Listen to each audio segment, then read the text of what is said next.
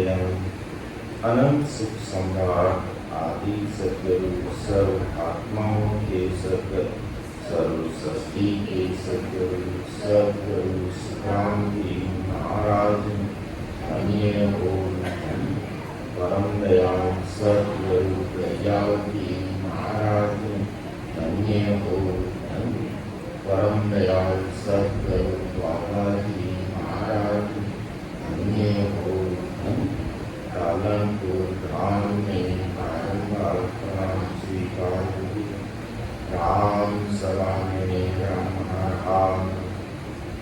राम सभा में उपस्थित सभी राम सभी वैज्ञानिक को राम राम साहब सभी को राम राम सभी को प्रणाम। महाराज की कृपा से प्रातःकालीन सत्संग का करीब 2 घंटे का सिमरन का समय हर्ष उल्लास आनंदमय वातावरण के साथ पूरा हो रहा है और परम दयाल सद्गुरु सुखराम जी महाराज से अपन सभी भाई बहन ये आराधना प्रार्थना निवेदन और विनती करते हैं कि ऐसी कृपा आप सदैव समस्त भाई बहनों पर बनाए रखना, जिससे हम प्रतिदिन सत्संग सिमरन सेवा और ज्ञान चर्चा का प्लेटफॉर्म हम सबको मिलता है। ऐसी कृपा दृष्टि को सत्य सही पावरफुल परमात्मा आप सदैव हम जीवों पर बने।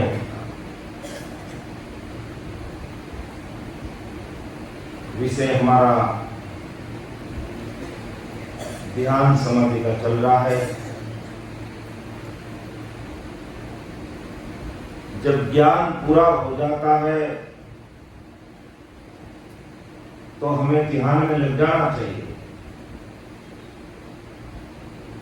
केवल ज्ञान ज्ञान सुनते रहेंगे और सिमरन में ध्यान नहीं करेंगे तो अमर लोक जाने का जो मार्ग है वो इस घट के अंदर है, बाहर नहीं है। बिना सिमरन किए उस मार्ग का हमें अनुभव नहीं आता है, उस मार्ग का पता नहीं चलता है। इसलिए सबसे पहले हमें मार्ग रास्ते की जानकारी होना जरूरी है। जैसे हमें जोधपुर से मान लो जयपुर जाना है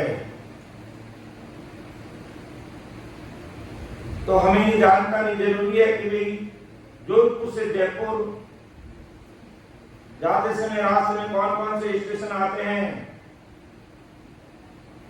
और कौन सा मार्ग है, कौन सा रास्ता है। जब मार्ग की जानकारी होगी कि भाई जोधपुर से अगर अपन निकले तो बड़ा कस्बा है जो बिलाड़ा आता है, उसके बाद जैतारण आता है, फिर बर आता है, ब्यावर आता है, अजमेर आता है, किशनगढ़ आता है, दुदू आता है, फिर जयपुर आता है। अब कोई बिना जानकारी निकल गए, बिना जानकारी निकल गए तो पक पक पर उसे पूछना पड़ेगा। बिलाड़ा जाने के बाद में पूछना पड़ेगा कि जयपुर जाने का रास्ता यह सोजत होके जाएगा, जैतारण होके जाएगा। तो कहेंगे नहीं, जैतारण होके जाना पड़ेगा। फिर जैतारण जाएंगे तो फिर मेड़ता होके जयपुर जाए बार होके जाए जाए, फिर पूछना पड़ेगा। कहने का तात्पर्य हमें रास्ता मालूम है तो हमारी गाड़ी चलती रहेगी, नहीं तो गाड़ी बीच में रुकेगी, पूछना पड़ेगा। लेकिन आज के हमारे युवा भाई बहन भी यहां बैठे हैं, कहें गुरुजी रास्ते की आप चिंता मत करो, हमने लोकेशन ट्रेस कर दी, किसी को नहीं पूछेंगे और सीधे चले जाएंगे। बिल्कुल बात सही है। आज के अनुसार मोबाइल में हमें लोकेशन मिल गई, उसके अनुसार सीधे अपन पहुंच जाएंगे, जहां भी जाना पहुंच जाएंगे। इसी प्रकार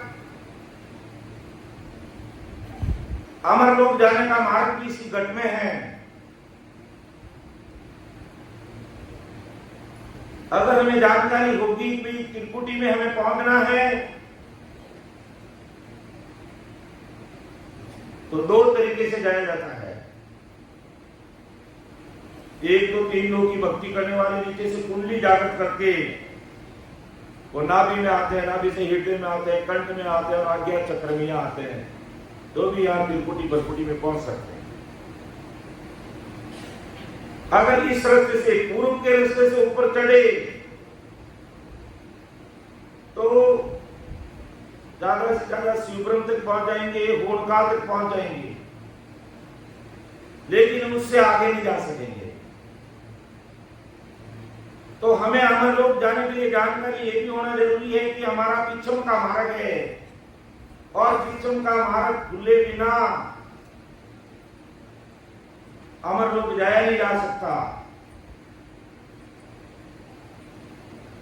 3 लोग की भक्ति करने वाले भी सब राम जी के देश में जाना चाहते हैं,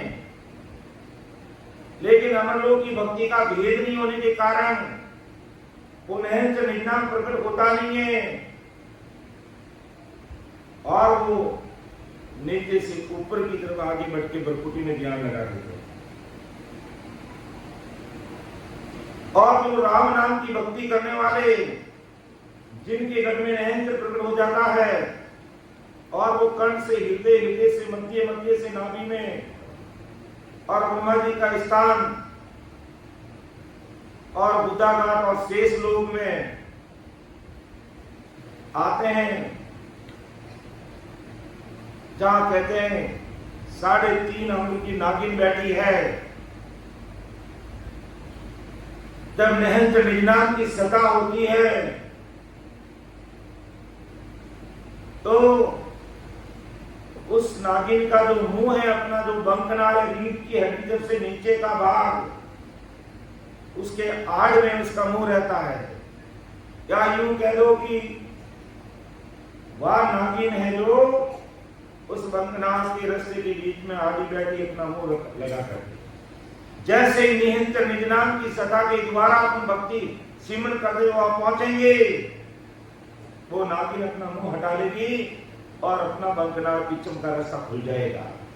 महाराज ने अपनी भाषा में उसको शेष लोक कहा है, और 3 लोग की भक्ति में उसे कुंडली जागृत करना कहना।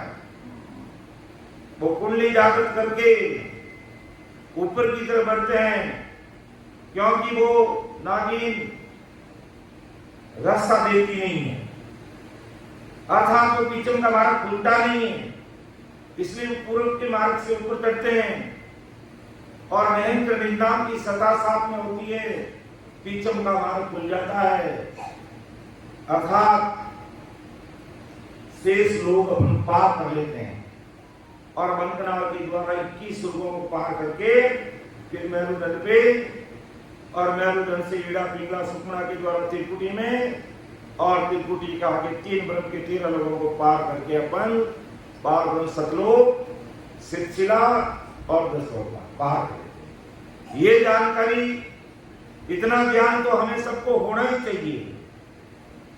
तो पहले इस ज्ञान की जानकारी हमें मिल गई, फिर वेद विधि से सिमरन करना, जो महाराज ने लिखी है, जो अभी हमने बोल के सुनाई भी है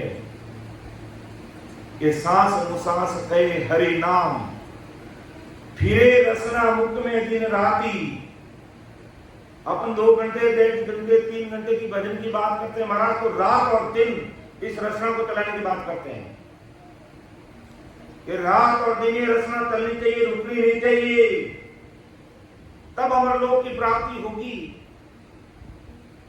2 घंटे और 3 घंटे से कुछ भी होने वाला नहीं है। जब तक गाड़ी को चलाना पड़ रहा तब तक चलाना ही पड़ेगा, और कोई रास्ता नहीं है, और अपना आप चल जाएगी, अपना चलती रहेगी, फिर हमें चलाने की जरूरत नहीं है। फिर वो राम राम रोक लेंगे, रुकेगा नहीं, कुदरती 24 घंटे चलेगा। लेकिन वो जब तक स्थिति नहीं बनती है तब तक तो हमें गाड़ी को चलाना ही पड़ेगा, और गाड़ी चलानी तो रास्ता भी मालूम चाहिए। तो इस प्रकार अगर हमें रास्ते की जानकारी होगी, और फिर महाराज ने जो वेद विधि बताई है, सिमन विधि बताई है कि सांस मुसांस कहे हरि नाम, फिरे रसना मुख में दिन राती, धीरज, धीरज की बात करें, धीरज, ध्यान, अडोले न डोले, ऐसा धैर्य ध्यान लेना चाहिए, इधर उधर डोलना नहीं चाहिए। फिर आसन मारो कौ छाती, जब भी 1 घंटे के लिए बैठो चाहे 2 घंटे के लिए बैठो, तुम्हारी मर्जी है जितना बैठो, लेकिन बैठने का तरीका बिल्कुल सही होना चाहिए। सीना तान के रखेंगे, हमारे जो फेफड़े हैं वो एकदम खुला रहेंगे, फ्री रहेंगे, और नहीं तो फिर ऐसे हाथ देकर के बैठेंगे तो इसमें दबाव पड़ेगा, जितनी सांस अंदर जानी चाहिए वो कम चाहिए। फिर कोई ऐसे करके बैठ गए तो फेफड़े पूरे दब जाएंगे, और अब मैं कह रहा हूं अंदर की सांस के साथ राम राम लूंगा तो कैसे राम रहेगा, बड़ा जोर पड़ेगा। और एकदम खुले बैठ गए, ऐसे एकदम खुला हल्का हो जाएगा फेफड़े। आराम से जितना सांस अपन अंदर ले सकते उसके साथ कंठ, कागले से, जीभ और होठ, ये हमारे तीनों चीजें साथ में काम आनी चाहिए। कई लोगों को देखते हैं केवल होठों का काम, राम राम राम राम राम राम राम राम राम राम राम राम, कंठ का उपयोग नहीं आ रहा है, जीभ काम में नहीं आ रही है, होठ काम में नहीं है। महाराज का मुख द्वार जड़बो करे, रा कहते कि ये खुलना चाहिए, मां कहते बंद होना चाहिए, ये मुख द्वार जड़बो करे। महाराज ने वाणी संपूर्ण की विगत में लिखा है इसको। तो बराबर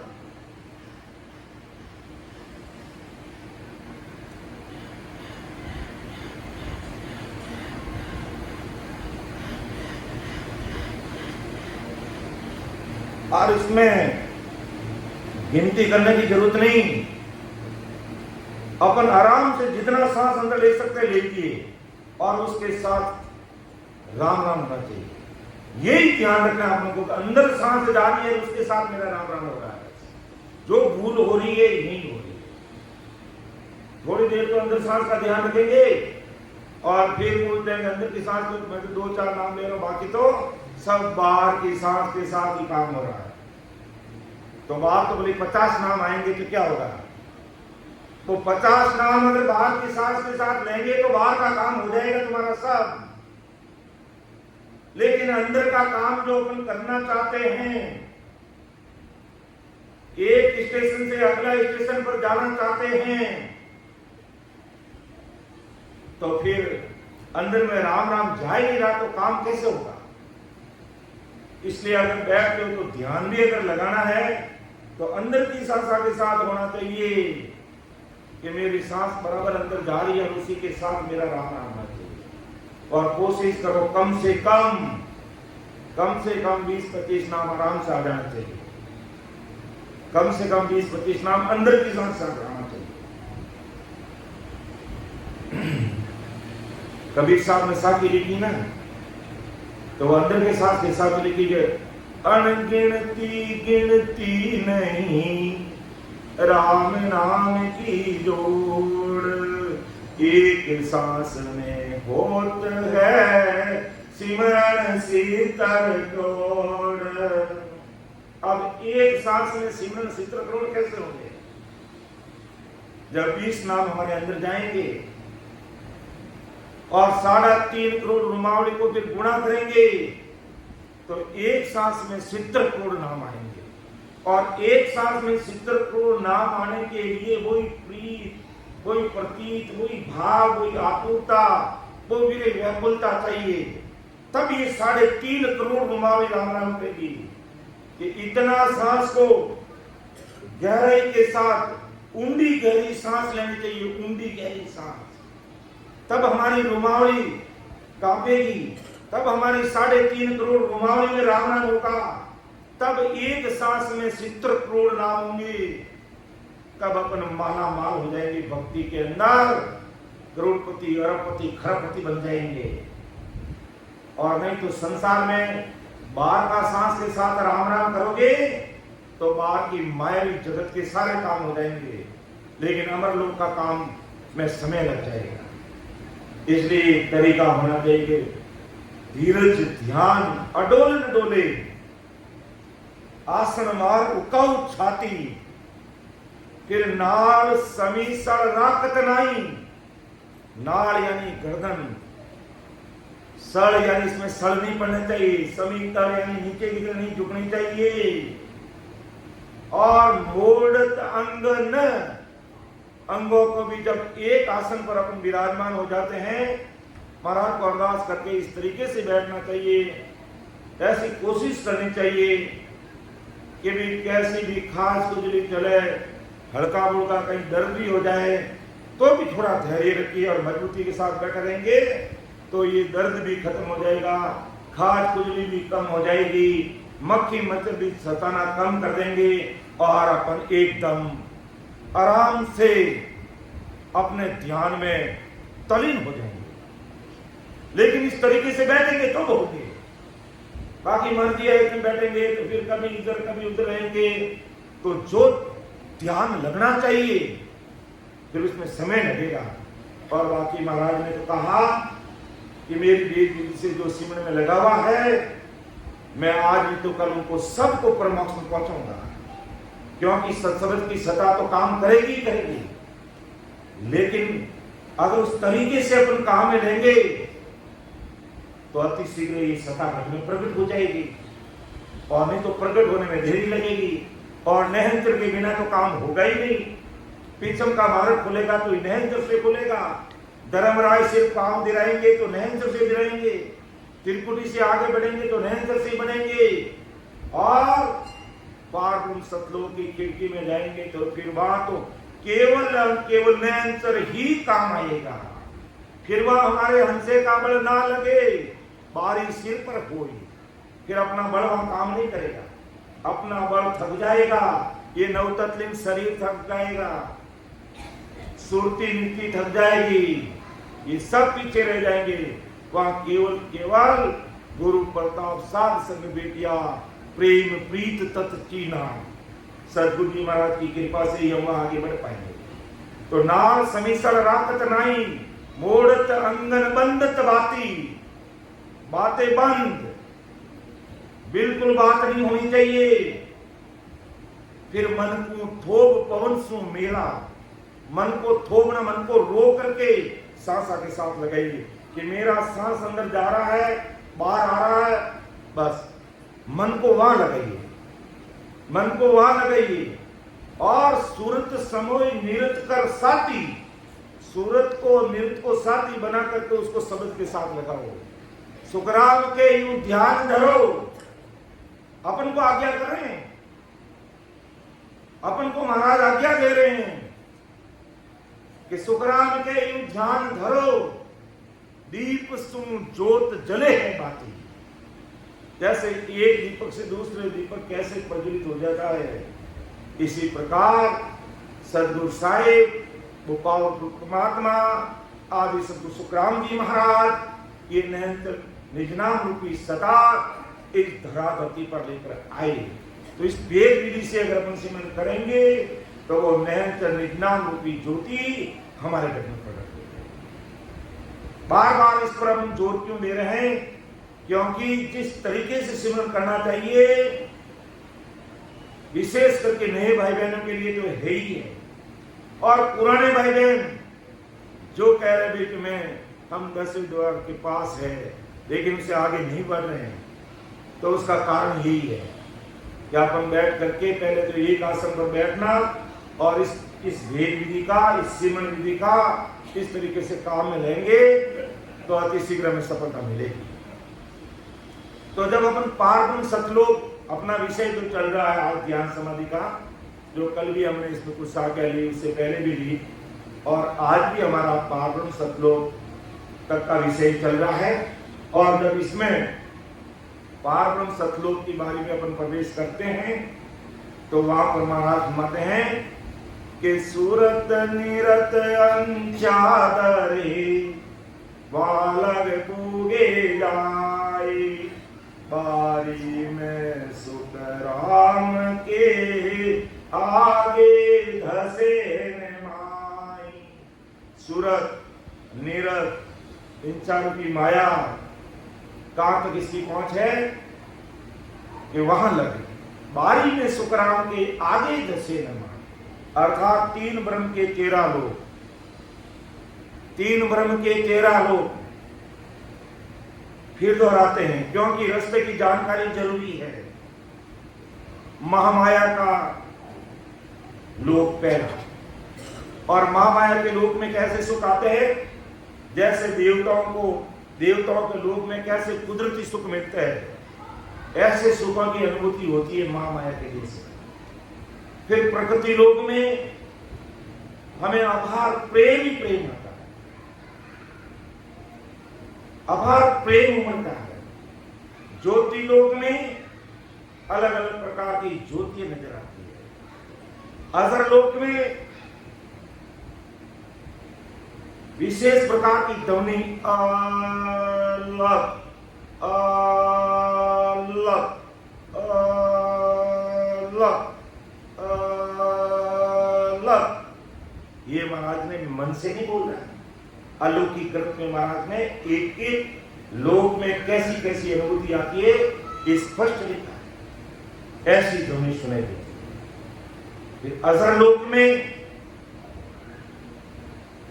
विशेष प्रकार का एक नाद ध्वनि आती है जो कानों को अति प्रिय लगने लग जाती है। फिर बसर लोक में ब्रह्म चैतन्य का स्वाद, संसार का जो स्पर्श इंद्रिय का जो सुख है, संसार में तो उसका सुख लेना पड़ता है, लेकिन बसर लोक में आते तब वैसा सुख की अनुभूति कुदरती उसको होने लगता है। फिर इकर लोक में समाधि लग जाती है। निरंजन और निराकार लोक में तेज ही तेज नजर आता है। शिव ब्रह्म लोक में जैसे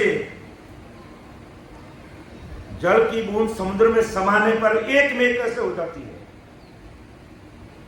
ऐसे ये जीव शिव एक हो जाता है। और सपने का कैसा सुख आता, वैसा सुख शिव ब्रह्म में आने लगता है। फिर महाशून्य में अपार प्रकाश दिखाई देने लगता है, और शून्य सागर में एक में करोड़ों सूर्य जितना प्रकाश, और जैसे कोई इमृत वर्ष से कण चढ़े, ऐसी अनुभूति आने लगता है। तो बात चली थी कि सूरत नीरत अंशिया धरे, ये 3 ब्रह्म के 13 लोक, और मोटे मोटे ऐसी अनुभूति आती है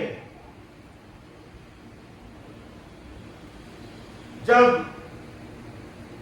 साधक साधना करके आगे पहुंचता है। तो सूरत नीरत अंशिया धरे वानग पुगे जाए, कहां तक, 3 ब्रह्म के 13 लोक का जो अंतिम लोक है शून्य सागर, वहां तक हमारी सूरत निरत और अंशिया काम करती है।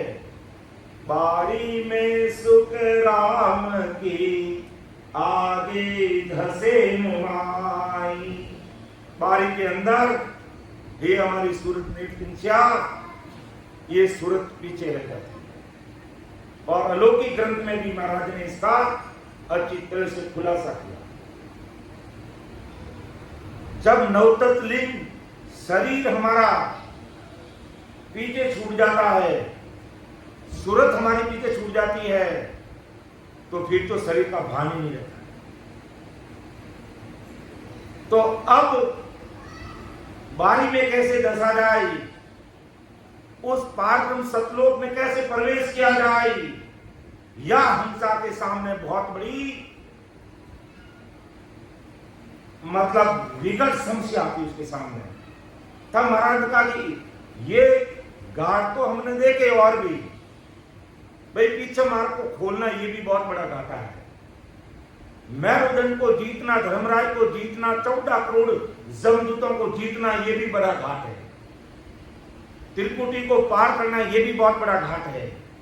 लेकिन इन घाटों से भी बहुत बड़ा घाट पारब्रह्म सतलोक में प्रवेश करना, क्योंकि पारब्रह्म सतलोक से पहले तक हमारा शरीर का बल काम करता था।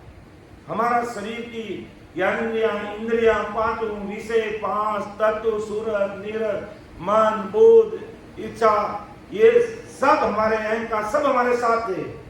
लेकिन ये धीरे धीरे सब छूट गए और फिर आगे जाते। तो परमदयाल सतगुरु सुखराम जी महाराज फरमाते कि ये सूरत नीरत अंशिया है, ये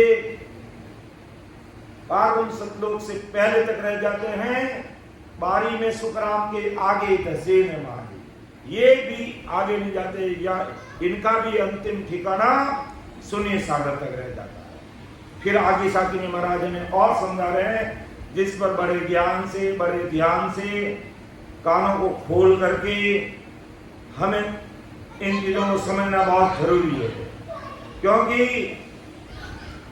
जहां तक हमारा बल रहता है तब तक हम अपनी कोशिश कर लेते हैं, और यहां आकर के अपनी कोशिश धरी रह जाती है, या केवल निहंतर निज नाम की सदाई काम करती है, सतगुरु साहिब की सदाई काम करती है, सतगुरु जी महाराज की कृपा ही हमारे ऊपर काम आती है। बाकी कोई चीज हमारी काम अपने शरीर का बल यहाँ बिल्कुल काम नहीं करता है। और महाराज इसको खोल के अगली साखी में बता रहे हैं कि 5 उतरते बावड़े, फिर इन्हीं का सिरदार, बारी लग सुखराम के, ए नहीं पहुंचन हार। के 5 उतरते बावड़े, ये 5 उतरते बावड़े, यानी बावड़े ये भी यहां तक आकर के बावड़ जाते, यहां तक रुक जाते हैं। 5 कौन? 5 विषय, शब्द, स्पर्श, रूप, रस और गंध, ये 5 विषय भी आकर के थक जाते हैं। फिर इन्हीं का सरदार, इन 5 विषयों का कराने वाला सरदार कौन है? अपना मन है। ये मन ही तो 5 विषयों का भोग भुगवाता है कि ये करो, वो करो, वो करो। तो ये इन 5 विषयों का जो सरदार मन है, वो भी यहां आकर के थक जाता है। बारी लग सुखराम के, ए नहीं पहुंचन हार, अर्थात बारी तक ये भी पहुंचते नहीं है। जो अपन ये सारी जानकारी हमें कैसे हो रही है? परम दयाल अनंत सुख सम्राट आदि सतगुरु सुखराम जी महाराज अपने लिए 1 दिन नहीं, 2 दिन नहीं, 2 साल नहीं, 18 वर्ष तक 18 वर्ष तक बैठ करके अपने लिए सतगुरु साहिब पावरफुल ब्रह्मात्मा के देश से ये अणबे की परवानगी इस धरा धरती पर प्रकट की, इस धरा धरती पर प्रकट की। और अमर लोक जाने का जो मार्ग है, हमारे घट में विस्तार से खोल खोल करके महाराज ने समझाया। केवड़ी महापुरुष, संत और भी इस धरा धरती पर खूब आए, वो भी अमर लोक की बात की, उन्होंने भी अमरलोक में अनंत जीवों को भेजा, लेकिन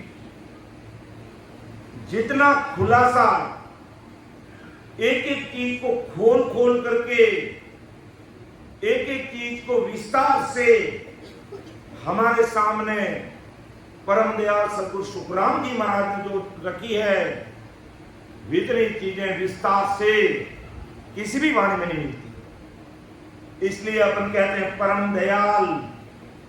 परम दयाल का मतलब क्या? परम का मतलब सर्वश्रेष्ठ, सर्वश्रेष्ठ दया करने वाले। परम दयाल, अनंत सुख सम्राट, सुखों की कोई गिनती नहीं, अनंत सुख सम्राट, आदि सदगुरु। आदि सदगुरु क्यों? आदि से परम दयाल सदगुरु सुखराम जी महाराज मतलब मैं संसार में आता हूं, और उसका प्रमाण दिया महाराज ने कि सतयुग में आया, अनंत जीवों को परम मोक्ष में भेजा। त्रेता युग में आया, 99 करोड़ जीवों को मोक्ष में भेजा। द्वापर में आया, करोड़ जीवों को मोक्ष में भेजा।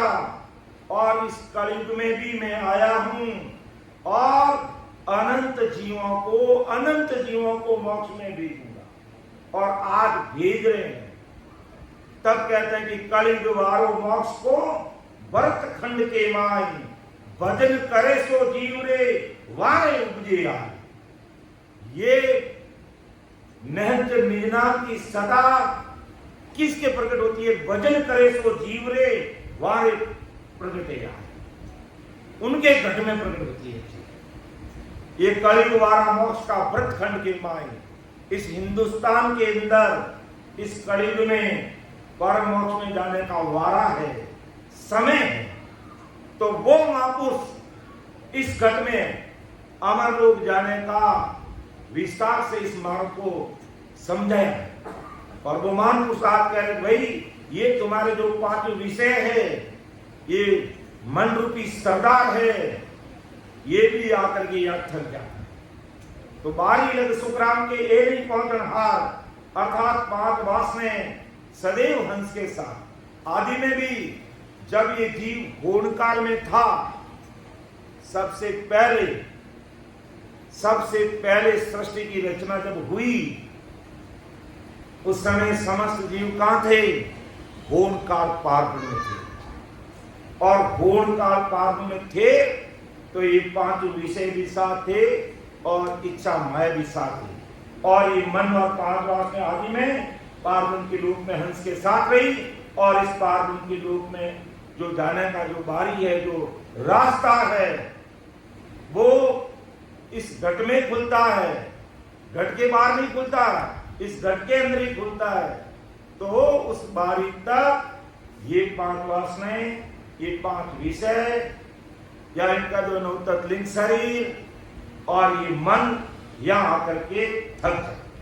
ये भी यहां से आगे जाते नहीं।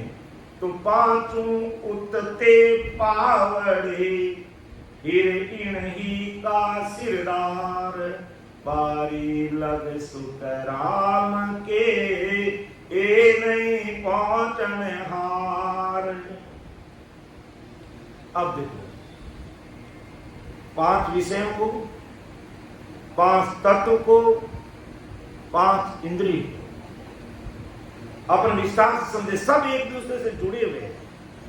5 तत्व कह दोगे वही बात, 5 विषय कहोगे वही बात, 5 इंद्रिय कह दोगे वही बात। वो कैसे? जैसे आकाश तत्व है, आकाश तत्व है, तो आकाश तत्व का कौन सा विषय है? शब्द है। आकाश तत्व है, और आकाश तत्व का जो 5 विषय है उसमें से आकाश तत्व का विषय कौन सा है? शब्द है। और शब्द अपन कौन सी ज्ञानेंद्रिय से सुनते हैं? कानों से सुनते हैं। तो कान हमारी ज्ञानेंद्रिया होगी। और 5 तत्व हो गए, आकाश, वायु, अग्नि, जल और पृथ्वी। जो अपन देखते हैं सेठ साहिब, सूरज नंदी साहब, जहां भी सत्संग होती तो पीछे पर्दे में 5 तत्व 5 विषय, वो 5 तत्व, जल पृथ्वी आकाश, पूरा आकाश चित्र दिखाई देता, पूरा का पूरा चित्र। अर्थात 5 तत्व का मतलब 5 विषय, 5 विषय का मतलब 5 हमारी कर्मेंद्रिया या हमारी ज्ञानेंद्रिया कह लो। तो आकाश तत्व किसका प्रतीक है? शब्द का। और शब्द का सुख अपन किससे लेते हैं? कान का लेते हैं।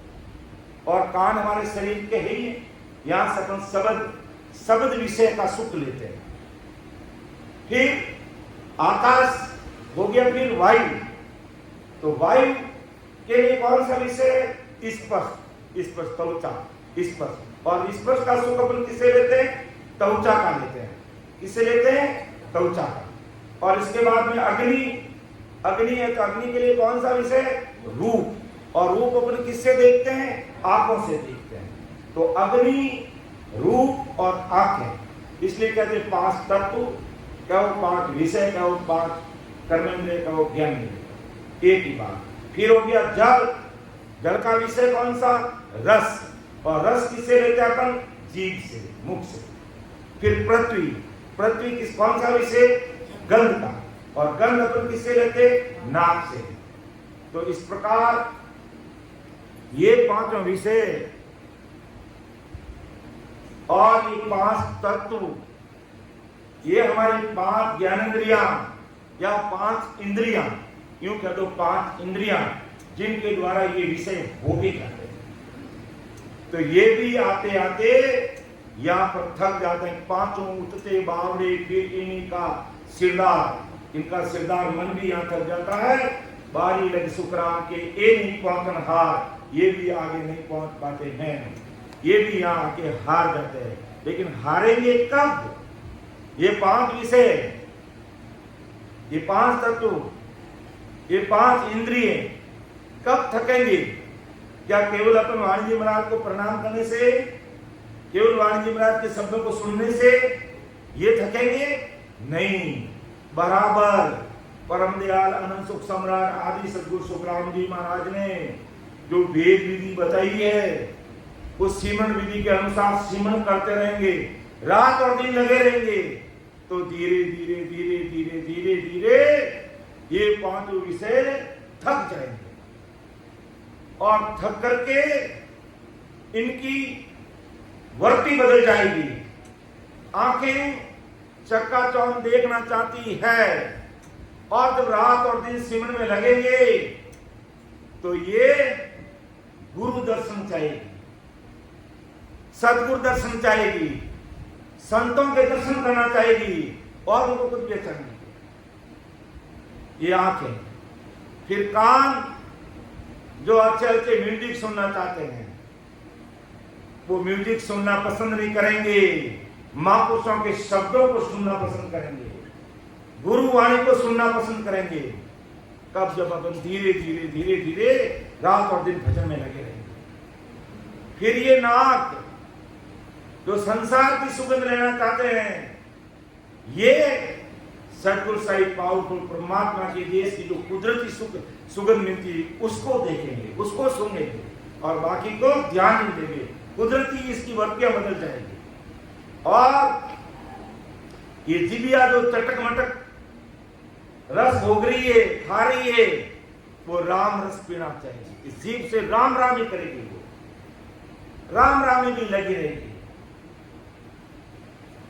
और ये जो स्पर्श इंद्रिय का जो सुख है, ये भी हमें ठीक नहीं लगेगा।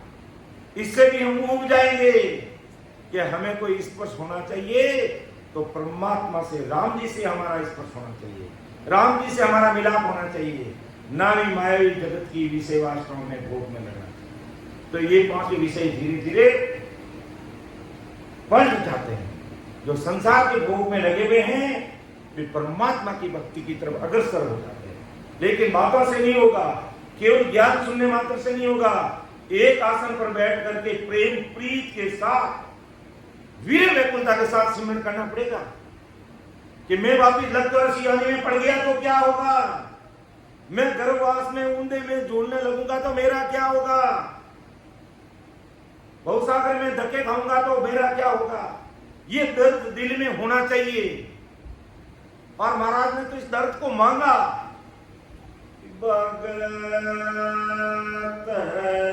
करा वो दास तो वीर दो चेरी तलब इना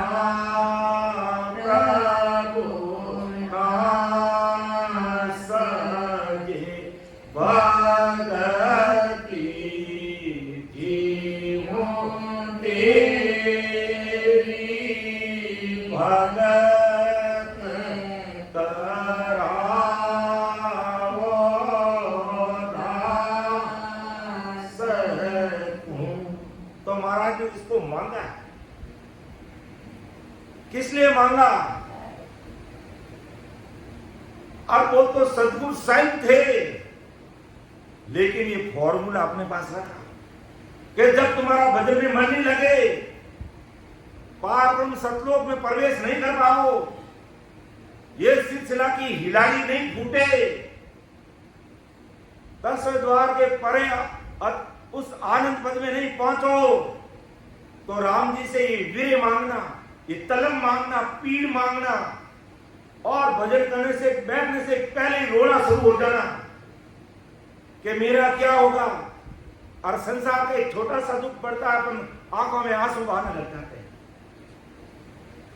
तो परमात्मा के देश में जाने के लिए हमें राम जी से ऐसे वीरे वैकुंठा मांगनी चाहिए, जो महाराज ने खुद मांग करके हमारे लिए प्रमाण के साथ रखा है, अपने लिए रखा। तुम इस प्रकार भक्ति करोगे तो तुम्हारी भक्ति में चार चांद लगेंगे, ये पार ब्रह्म सतलोक में भी पहुंचोगे, ये सिलसिला की हिलाड़ी भी फूटेगी और 10वें द्वार के परे भी होंगे, सिलसिला तक पहुंचोगे। क्या स्थिति बनती है, कैसा अनुभव आता है, वो भी महाराज ने लिखा है और पार ब्रह्म का भी बता रहे हैं। और 10वें द्वार के परे हो गए, जिसको कहते हैं पूर्ण स्थिति हो गई, अमर लोक में पहुंच गए, जीतेगी, आनंद पद की अनुभूति हो रही है, उसके भी अनुभव की बातें महाराज ने लिखी है। तो उसको प्रैक्टिकल अपने मिलान करके फिर आनंद में रहिए। और महाराज के मिलान में और हमारे सोचने समझने में अगर कहीं फर्क है तो उस फर्क को निकालो, सिमरण करके। ऐसे जो गहरे विषय ध्यान समाधि के, अलौकिक ग्रंथ के, गढ़ पर्चे के, सुख विलास के, इन विषयों पर गौर करो। जरूर आपको ये विषय लेते हुए आनंद कम आता होगा, लेकिन अखंड आनंद इस विषय से आएगा, अखंड आनंद अलौकिक ग्रंथ से ही आएगा, अखंड आनंद घट पर्चे से ही आएगा। बाकी नए भाई बहनों को चेतन करने के लिए ज्ञान उपदेश के विषय रखे महाराज ने, और ज्ञान उपदेश के विषय लेते हैं तो कई सारे उनके सामने दृष्टांत आते हैं, अच्छे से सबको समझाते हैं। समझने वाले लोगों को भी अच्छा लगता है कि गुरुजी बहुत अच्छा दृष्टांत दे रहे हैं, बहुत अच्छा लगता है, लेकिन वो नए भाई बहनों के लिए जरूरी है।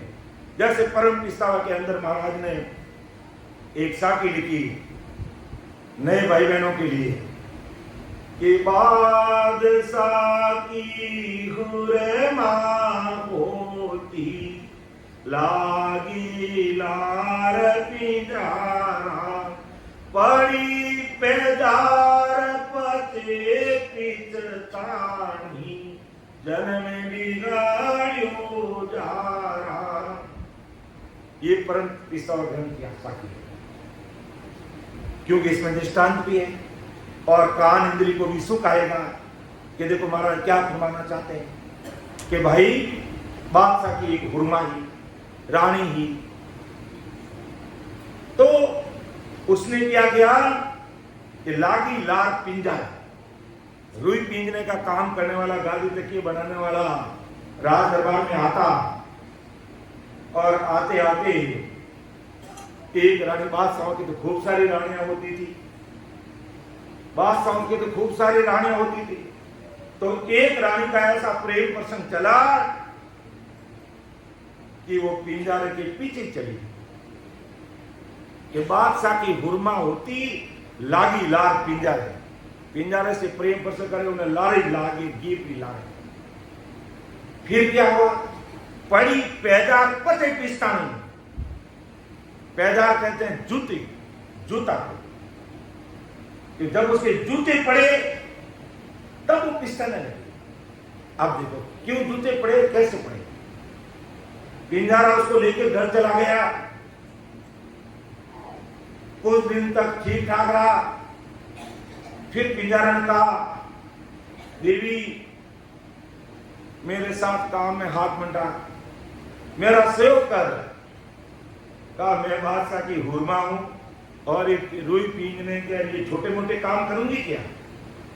भाई करना पड़ेगा, मेरे से काम होते नहीं है, मेरे साथ में खूब सारे गहने हैं, तो इसको बेच लो, आप बेच दो इसको और तुमको जरूरतें पूरी कर दो। ठीक है दे दे। बाजार में गया, बेच दिया।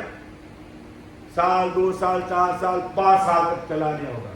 तो अब तो काम कर, तो मैं बादशाह की हुरमा। अरे अब तू बादशाह की हुरमा कहाँ है भाई, तू मेरे पीछे आई कि तू एक पिंजारी है, पिंजारी है। देखो दृष्टांत देते कितना अच्छा लगता है सबको, और बड़े ध्यान से सुनते हैं।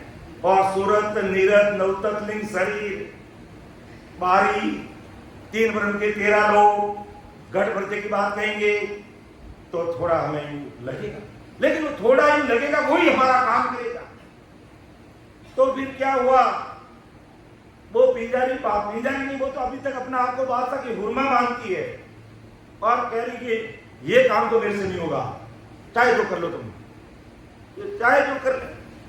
अब तुम मेरे पास आई है, रोज खाने के लिए अपने को सबको चाहिए, तुझे भी खाना चाहिए, मुझे भी चाहिए, बस बाल बच्चों को भी पालना है, और तो काम में सहयोग नहीं करे।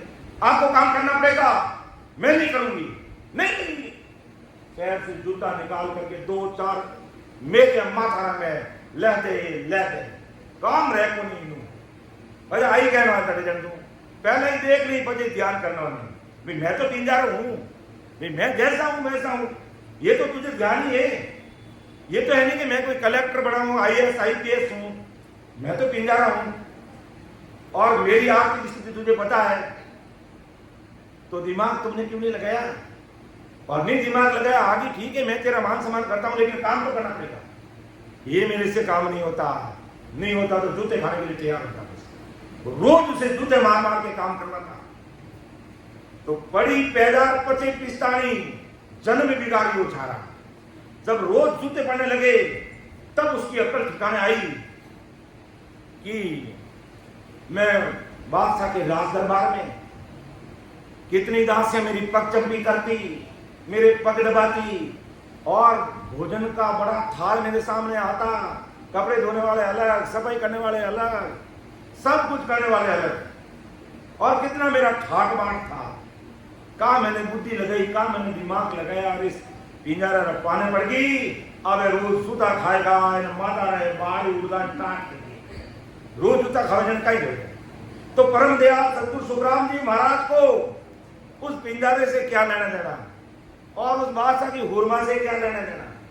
लेकिन बहुत बड़ा संदेश परम दयाल सतगुरु सुखराम जी महाराज आज जगत के लोगों को दे रहे हैं कि ये बादशाह समान, ये सतगुरु साहिब पावरफुल परमात्मा की भक्ति है, और अपने इसको छोड़ करके आन उपासना और अन्य भक्तियों में जो महाकाल के दुखों में ले जाने वाली है, अगर अपन उसमें फंस गए, उसमें रतमत हो गए, तो वहां तो पिंजारे ने पिंजारी को मारा और ये काल में जूते मारे, जो कोई छुड़ाने वाला नहीं मिलेगा। तो इसलिए जैसे वो बादशाह की हुरमा को बाद में पछतावा हुआ, तो इसी प्रकार जब जमदूत सामने आता है, गले में फांसी खींच देता है और घसीट के लेके जाता है, तब हमारी अकल ठिकाना आती है कि सतगुरु साहिब पावरफुल परमात्मा ने हमें इतना अच्छा मानवतन देकर के भेजा था, लेकिन हमने ज्ञान को समझा नहीं, हमने भक्ति को समझा नहीं, कसौटी पे उतारा नहीं कि मेरी जीवात्मा का कल्याण कैसे हो सकता है, मैं परम मोक्ष में जाऊंगी तो मुझे कौन सी भक्ति करनी चाहिए,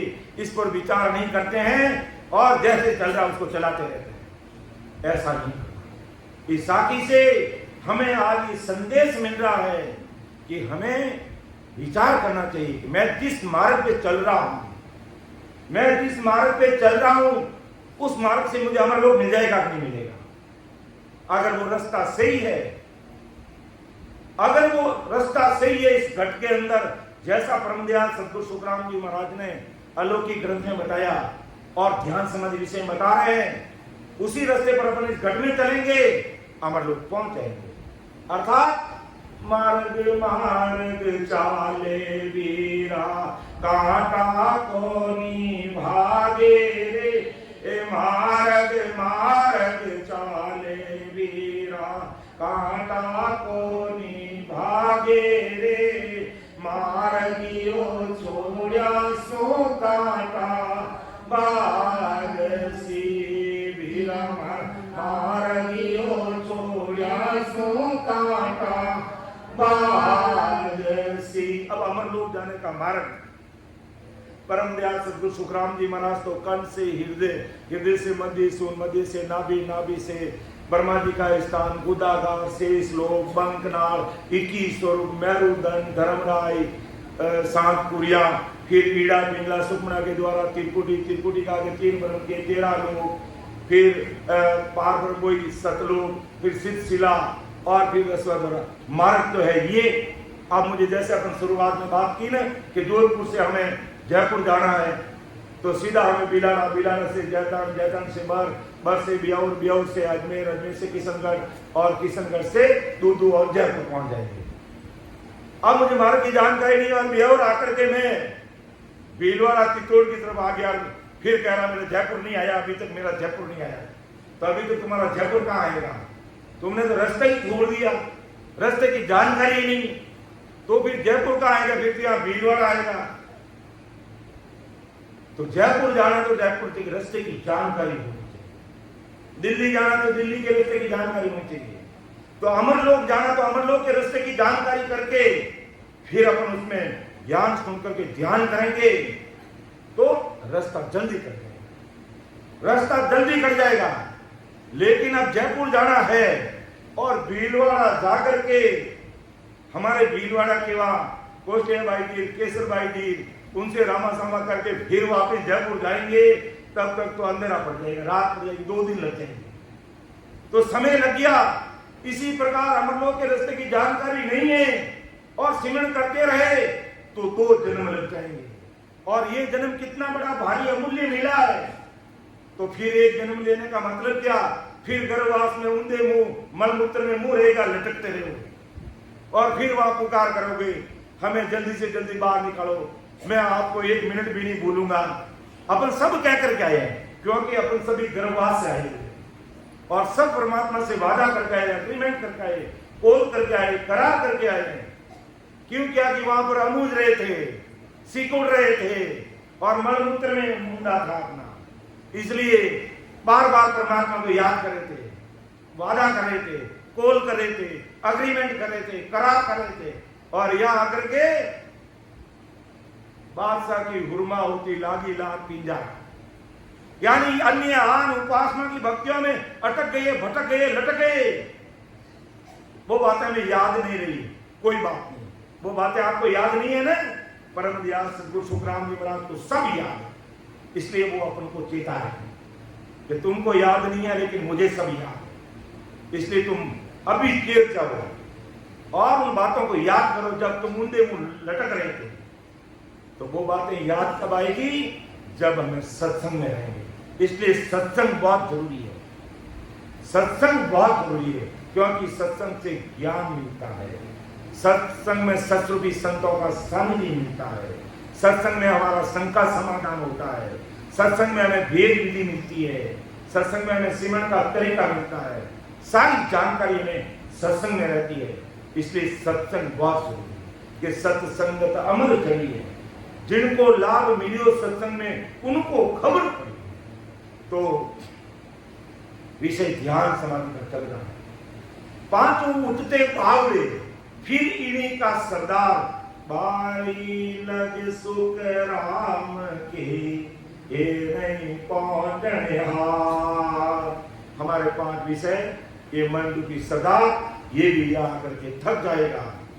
आगे महाराज अगली साखी में क्या फरमाते हैं कि दुर्लभ दीता जोर सो, ऐसो घाटन कोई, शिव शक्ति सुख राम के एवी नहीं जाओ। कितनी बड़ी बात लिखी महाराज के, दुर्लभ दीता जोर सो, ऐसो घाटन कोई, शिव शक्ति सुख राम के एवी नहीं जाओ। कि ऐसा दुर्लभ दीठा जोर से, कि मुझे ऐसा दुर्लभ घाट दिसा, कि ऐसा घाट नहीं है। पीछे की घाट भी पार की हमने, नाभि से नीचे उतरना भी बड़ी बात होती है, बहुत मेहनत लगती है। महाराज का 12 वर्ष तक नाभि में मैंने भजन किया, 12 वर्ष तक, 12 वर्ष तक, और कंठ पर 1 महीने तक भजन किया, कई 2 महीने के, 3 महीने के, 4 महीने तक भजन किया। अर्थात जब एक स्थान पर अच्छे से, वहां की विशेष करके नए भाई बहनों की अच्छे से उसकी अनुभूति नहीं आती है, महाराज की साखों से मिला नहीं होता, तो उस स्थान पर सिमरन करते रहिए और वहां की अनुभूति आ जाती है, फिर आगे का ध्यान धरो। ऐसा नहीं मैंने कह दिया तुम्हें याद ध्यान रख दो, अब मुझे क्या पता कि इनका ध्यान कहां लग रहा है, मैं कहां बता रहा हूं इनको, नहीं, तुम्हें कहां ध्यान लग रहा, कैसी अनुभूति आ रही है, महाराज की साखी से मिलान कर रहा है तो आगे चलो, और नहीं चलो तो और भजन करो, और क्या, दूसरे कोई पार तो उठाना है नहीं। लेकिन हम क्या करते हैं, जल्दी करते हैं, जल्दी, कि 1 दिन में अमर लोक चले जाएंगे, कि 2 महीने में अमर लोक चले जाएंगे। महाराज की अगर वो कृपा हो जाए और वो पीड़, वो तलब हमारे अंदर वो प्रकट हो जाए, तो पलक और पौर में पहुंचा देते हैं, वो बात नहीं है। लेकिन ऐसी वो पीड़ तो हमें चाहिए, ऐसी वो तलब तो हमें चाहिए, तब काम। इसलिए महाराज फरमाते हैं कि मैंने पीछे के खूब सारे घाट देखे, लेकिन ऐसा घाट पारब्रह्म सतलोक में प्रवेश करने जैसा घाट मुझे और नहीं दिखा। क्यों नहीं दिखा? जो हमने कल भी इस पर चर्चा की थी कि यहां तक आते आते हमारा बल खत्म हो जाता है। महाराज का शिव शक्ति सुखराम के ए भी नीचा हो, शिव यानी शिव ब्रह्म का लोक भी पारब्रह्म से पहला आ जाता। हमारा जो ये तालवा है, ये जो खड्डा, मोटा खड्डा, ये देख लो सबके है ये, और 10वां द्वार का खड्डा ये छोटी का ये अलग है, ये नहीं 10वां द्वार, इसी को मान लो, ये 10वां द्वार नहीं, ये 1000 पांव का कमल है, शास्त्रों में शस्त्र दल कमल का, इसको ये 1000 पांव का कमल है, इसे कहते हैं शिव ब्रह्म का लोक कहते हैं। तो महाराज फरमाते हैं कि यही पारब्रह्म का लोक तो इससे आगे है, इससे नीचे ये शिव ब्रह्म का लोक, और शिव ब्रह्म से नीचे शक्ति का लोक, जो ज्योति लोक अपन कहते हैं, महामाया, प्रगति और ज्योति लोक, तो ये भी नीचे रह जाते हैं। इनको भी मैंने आसानी से पार कर लिया था। क्यों कर लिया था? कि 5 तत्व का ये शरीर मेरे साथ था, और मैं मेरी जीभ से सिमरन भी जोरदार कर लिया, मेरी ताकत भी लगाई और इनको पार कर लिया। क्योंकि वहां भी नहीं तो नहीं, नाम भी साफ था, केवल अपनी ताकत से काम तो होता ही नहीं है, लेकिन फिर भी हमारा शरीर बल साथ में था। लेकिन यहां पर पहुंचते पहुंचते शरीर का बल यानी 9 तत्लिंग शरीर ये भी नीचे रह जाता है। शिव शक्ति सुख राम के ये भी नीचा हो, ये भी इससे पहले आ जाते हैं। नीचे का मतलब पार ब्रह्म के लोग नीचे आ जाते हैं। ऐसा दुर्लभ घाट है जो मैंने कभी देखा नहीं, और घाट भी देखे, उनको भी पार किया, लेकिन इतनी तकलीफ, इतनी कठिनाई नहीं आई, ऐसा परम दयाल सद्गुरु सुखराम जी महाराज फरमाते हैं। तो इस घाट को भी तो पार करना है, लेकिन ये घाट अपने बल से पार नहीं होगा।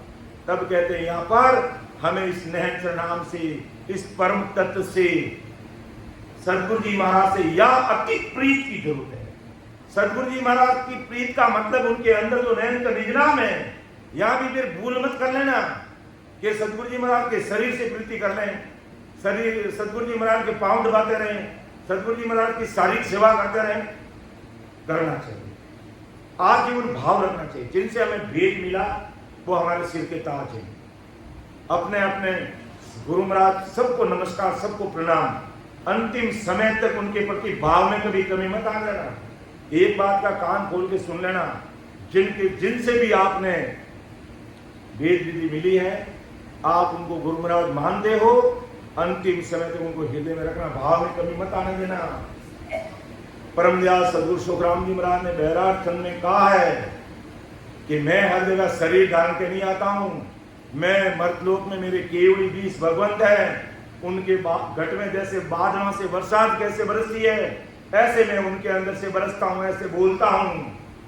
तो उनके प्रति भाव में, अपने गुरु महाराज के प्रति भाव में कभी कमी मत आने देना कि भाव तगड़ा तो कोई नहीं रगड़ा, भाव बिगड़ा तो रगड़े ही रगड़ा। इस बात को गांठ बांध लेना, क्योंकि भाव में कमी आ गई तो गए काम से। परम दयाल सदगुरु सुखराम जी महाराज ने भी कहा जगह, वो साथी मुझे याद नहीं आ रही है, कि भाव में कमी आ गई तो मैं कुछ नहीं कर पाऊंगा। तुम भले सत्संग में भले मत आना, सिमरन भी तुम्हारी इच्छा है जितना कर लेना, तुम भले सेवा भी मत करना, तुम ज्ञान करता भी मत सुनना, तुम भजन भी भले कम कर लेना, लेकिन भाव में कमी आ गई, गया काम से। क्योंकि भाव ही नहीं है गुरु महाराज के प्रति, तो फिर गए काम से, फिर बिल्कुल काम नहीं बनेगा। जो संसार की दृष्टि से देख लो, आज कोई व्यापारी है, चाहे जीरे का व्यापार कर रहा है, रायवे का व्यापार कर रहा है, धान का व्यापार कर रहा है, चावल का व्यापार कर रहा है, और 100 रुपये में मान लो उसने एक चीज खरीद ली और उसके भाव घट करके 60 रुपये होंगे, तो हो गया देवालय वो। तो संसार में भाव घटने पर भी आदमी में कितनी कठिनाइयों का पाठ टूट पड़ता है। तो भक्ति में अगर भाव घट गए तो पक्का है लग चौरसी योनि में जाना, फिर कोई नहीं रोक सकता, कोई नहीं रोक सकता।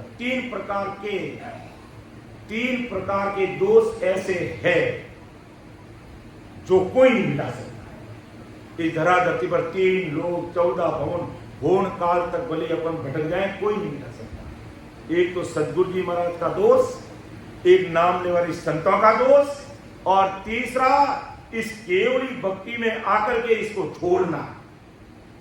आप इस भक्ति में आकर के फिर छोड़ दिया, कोई तुम्हें संसार में उबार नहीं सकता। ये महाराज ने हमारे एक हरदस पद के अंदर स्पष्ट लिखा महाराज कि 3 प्रकार के ऐसे दोष है। सदगुरु जी महाराज का अगर दोष लगा, उनका निजवन प्रश्न है तो वही मिटा सकते हैं। नाम लेने वाले संतों के प्रति हमने टीका टिप्पणी किया, उनकी निंदा की, तो उनका दोष वही मिटा सकता, कोई नहीं मिटा सकता। और इस भक्ति मार्ग में आ गए और फिर इस भक्ति को हल्का समझ के छोड़ दिया तो बादशाह के हुरमा की तरह हो जाएगी। क्या हाल हुए उसके। तो ये 3 प्रकार के बड़े भारी दोष है। इसलिए कभी भी हमें ऐसे सदगुरु साहिब रूपी सत्सुरूपी संतों की कभी निंदा नहीं करनी, कभी उनके ऊपर टीका टिप्पणी नहीं करनी, कभी भी उनके बारे में कुछ भी नहीं बोलना। जो भी करवा रहे राम जी करवा रहे, हमें तो वो कहते मारवाड़ी का अपन जो लापी मतलब है, लपालपो का ही मतलब है भाई, अपन को लापी से मतलब है, वो लापी हमें मिली कल भाई। लापी का पूर्ण बनाई, पूर्ण पया दिया, कटू आया, कारीगर कौन है, कंदोई कौन है, गुर्गनाला कौन है, पया लावनाला कौन है, हमें उनसे क्या लेना देना है, हमें लपालप से क्या, लापी जीमो भजन करो। लेकिन नहीं है भाई, कौन करा रही है, वो कौन कर रही है, वो कौन कर रही है, कोई मतलब समय खराब करना।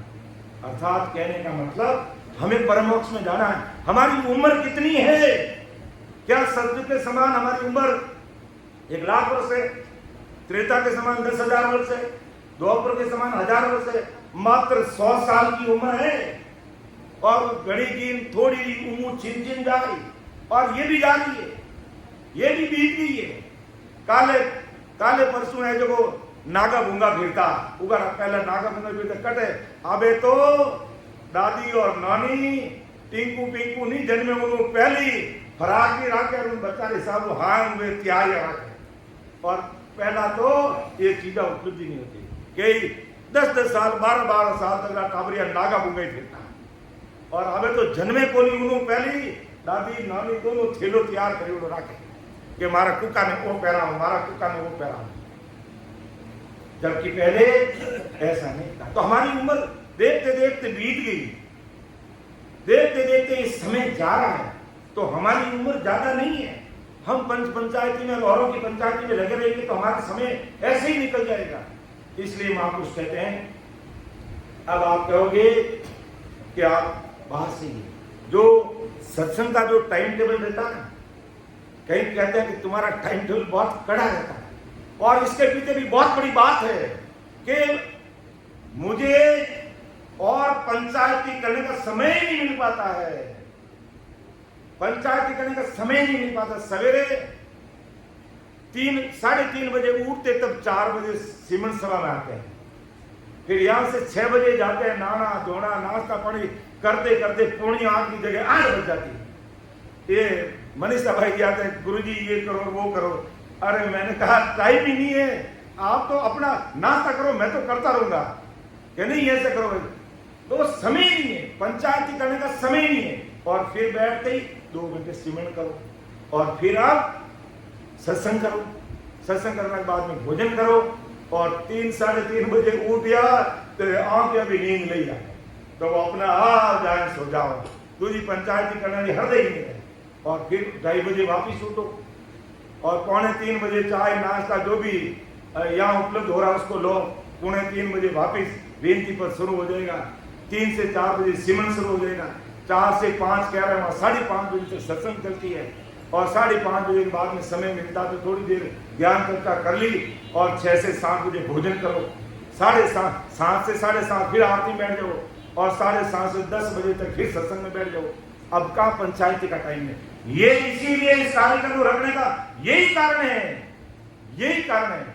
हम 10 बजे फ्री हो जाते हैं, फिर 2 बजे तक क्या करते हैं, हम 4 बजे फ्री हो जाते हैं, फिर 6-7 बजे क्या करते हैं, इधर उधर का समय। ठीक है, कुछ माता और बहनों को काम रहता है, वो अपना काम करती है, बाकी जो बाहर से 100-200 लोग यहाँ पर ठहरे हैं, रुके हुए हैं, वो क्या करेंगे फिर, वो क्या करेंगे, इधर से उधर की बातें करेंगे, ज्ञान चर्चा सिमरन तो कम करेंगे, और उसमें ऐसा नहीं कि सब पंचायती करते हैं, सब पंचायती नहीं करते हैं, सिमरन करने वाले सिमरन भी करते हैं, लेकिन कहते हैं जब खाली समय होता है तो किन की बातें गरीब वाली पंचायती निकल ही जाए, तो उसमें समय नहीं था। इसलिए ये टाइम टेबल ऐसा रहा। हमारे जैतानी के अंदर सत्संग कार्यक्रम था, तो जलगांव से डॉक्टर साहब आए थे, और डॉक्टर साहब ने कहा कि ऐसा टाइम टेबल टाइट है कि फालतू की बात करने का समय नहीं मिलता, और फालतू की बात में लगे तो सत्संग में पीछे रह जाएंगे, समय पर अपन सत्संग में आ ही नहीं पाएंगे, और दूसरी बातों करने का समय नहीं। एक ही ध्यान, सत्संग सिमरन सेवा ज्ञान चर्चा, बस उसी काम के लिए प्रोग्राम रखा गया। यहाँ के घर घर की बातें करने के लिए कार्यक्रम थोड़ी रखा गया, इसीलिए रखा गया। इसलिए परम दयाल सदगुरु सुखराम जी महाराज हमें चेता रहे कि हमारी उम्र इस कलयुग में मात्र 100 साल की, और उसमें भी कितनी चली गई है। इसलिए हमें समय का सदुपयोग कर लेना चाहिए। और अब जब हमारी उम्र बीतने हारी है, तो हमें वेद विधि की बात, शब्द वेद की बात, घट परके की बात, अंदर की बात पर ही ध्यान देना है, तब हमारा अंदर का काम होगा। बाहर का काम तो हमारा हो ही रहा, हमारे प्रारब्ध अनुसार चल ही रहा है, लेकिन अंदर का काम, अंदर का रास्ता जानने पर ही होगा। और गुरु महाराज की कृपा से कई भाई बहन अंदर के रास्ते अनुसार चल करके राम जी के देश की तरफ अग्रसर हो रहे हैं। तो परम दयाल सदगुरु सुखराम जी महाराज आज संसार के सारे भाई बहनों को चेता रहे हैं कि देखो, जब तुम 12वें सतलोक में प्रवेश करोगे तो ये बहुत बड़ा घाट है, विकट घाट है, लेकिन घबराना मत। नैंच निज नाम, इस तत्व से प्रेम प्रीति दुनी कर देना, क्योंकि उसके सारे ही हम आगे बढ़ने वाले हैं। यहां पर फिर आगे हमारा बल काम नहीं कर पाएगा। तो दुर्लभ दीटा जोर सो, ऐसो घाट है कोई, शिव शक्ति सुख राम के भी नीचा कोई। कैसा दुर्लभ घाट है, और ये भी शिव शक्ति भी नीचे। और महाराज इस साथी को और आगे विस्तार से बता रहे हैं कि नव तत्लिंग शरीर है वो भी उल्ली बार, हम देखा सुख राम के बारी खोल की वार। के सारी चीजों की स्पष्ट जानकारी कब हुई?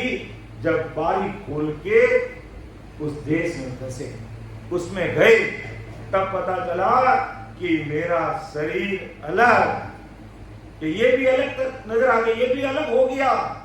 ये नव तत्व का शरीर अर्थात 5 विषय कह दो, 5 तत्व कह दो, 5 कर्मेंद्रियों का शरीर कह दो, और मन बुद्धि चित्त और अहंकार, 5 तो बहुत 4 ये नव तत्व लिंग शरीर। तो ये भी उल्ली बार रह गया, यानी बारी से पहले ही रह गया कि नव तत्व लिंग शरीर है वो भी उल्ली बार, हम देखा सुख राम के बारी खोल की वार।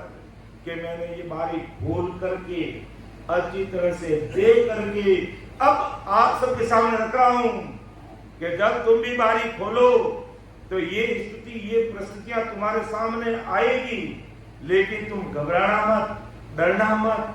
सदगुरु साहिब से प्रीति बनाए रखना, अपने गुरुदेव जी महाराज से प्रेम भाव रखना, और नैनचंद निज नाम से तो दुनी प्रीति लगा देना, क्योंकि यह नैनचंद निज नाम ही हमारे साथ है और यही हमें अमरलोक लेके जाएगा, क्योंकि ये अमरलोक से ही आता है और अमरलोक लेके ही जाता है। नैनचंद कहां से आता है? अमरलोक से आता है। कहां प्रकट होता है? कंठ पर प्रकट होता है। कंठ पे प्रकट क्यों होता है? सीधा 10वें द्वार में प्रकट क्यों नहीं हो जाता है? क्योंकि हमारी ये जीवात्मा, हमारा जीव यहाँ बैठा है। इस जीवात्मा को परमात्मा के देश में ले जाना है, इसको अमर देश की प्राप्ति करानी है, इसलिए यहाँ प्रकट होता है। और जैसे जैसे अपन भजन करते हैं, ये हमारी प्राण वायु, हमारा प्राण है जो उस सत्सबल आगे, सुरता उसके पीछे, और ये प्राण उसके आगे चलते चलते चलते चलते हृदय से द्वार के परे आकर के अपना स्थायी ठिकाना कर लेता है।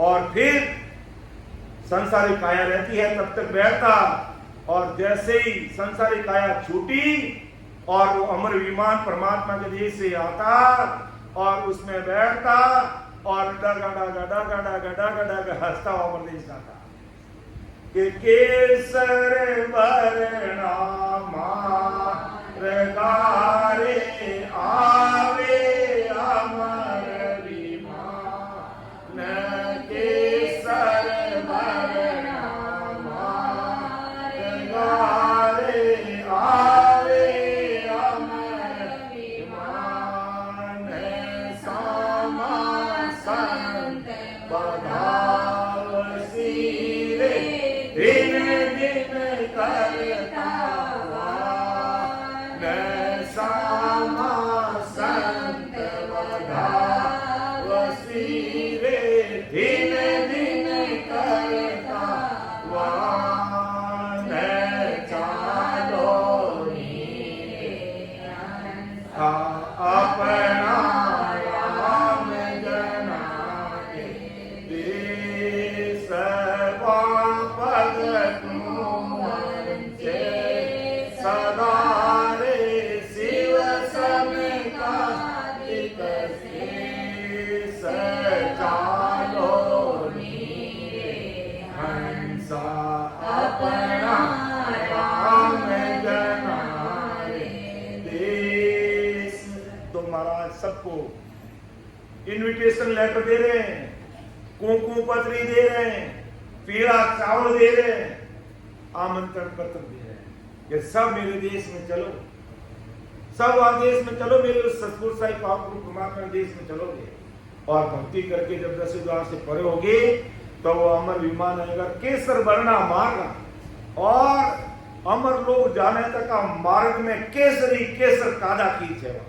और यहाँ पर एक छोटी सी 1 ग्राम की डब्बी लेते हैं तो शायद 200 या 250 रुपये लेते हैं, 200 या 250 रुपये एक ग्राम केसर। और अमर लोग जाओगे तो वहां केसर के गारा कादा की केसर की सड़क है वो अमर लोग की, कि केसर वर्णा मार्गारे आवे अमर विमान और सामा संत बदावसी दिन दिन करता वान। और अमर देश के संत सामने आकर के बदाना करेंगे कि वो धन्य है, धन्य इस परमहंस को जो मर्दलों के कीचड़ रूपी कादे में रह करके कमल के फूल की तरह खिलता हुआ सत्संग सिमरण सेवा ज्ञान चर्चा करके आज ये अमर देश आ गया। तो सब वहां लाड करते हैं, बधावना करते हैं।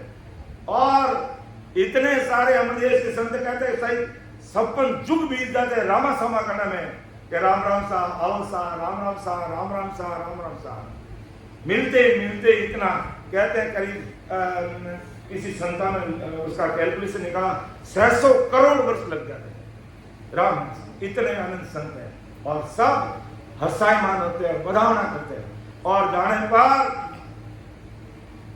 एक ही बात पूछते हैं, यहां तो अपन क्या पूछते हैं, जैसे हम जोधपुर से आए तो हमारे कांता भाई ने पूछा कि हमारे शेख साहब ने पूछा आपको कोई तकलीफ तो नहीं हुई? मैं नहीं साहब, हमने एक शिष्टाचार है, एक शिष्टाचार है। लेकिन हम लोग में संत आके ये नहीं पूछते कि तुम्हारा को कोई तकलीफ तो नहीं हुई, अरे और कितना जगह आ रही है वो बताओ, वो पूछे। डर अबे जो संत जो अपने सीताबाई जैसे मान लो भीलवाड़ा से वो अमर लोग गए तो उनको पूछा होगा कि और कितना संत आई, डर में कही तारा संत पूरी सभा में बैठा सब अमर लोग आ गया। धन्य हो धन्य। तो वो संत बड़े राजी होते हैं अमर लोग। इसलिए हमें भी अपना काम करना है और अमर लोक में जाने जैसी स्थिति पीछे और संता में भी बनानी है ताकि वहां जवाब तो दे सके। नहीं तो होठ कंठ चिपजासी, फिर अपना होठ कंठ चिपका ही क्या हुआ कि मन तो ध्यान करो, बाकी बंधु थारा काम करना है बढ़िया अच्छा, पर वहां जाने पर तो कि आप आए स्वागत है आपका, जब और भी आ रहे तो बड़ी खुशी होगी, बड़ी खुशी होगी।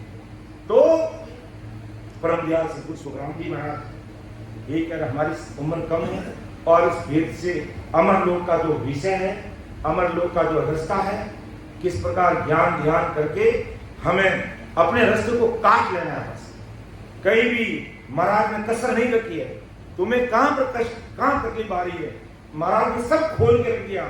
कहां की अनुभूति में तुम्हारी कोई दिक्कत आ रही है, तुम कहां आगे नहीं बढ़ रहे हो, क्यों नहीं बढ़ रहे हो, कहां कमी है, उसको निकालो और भजन करो।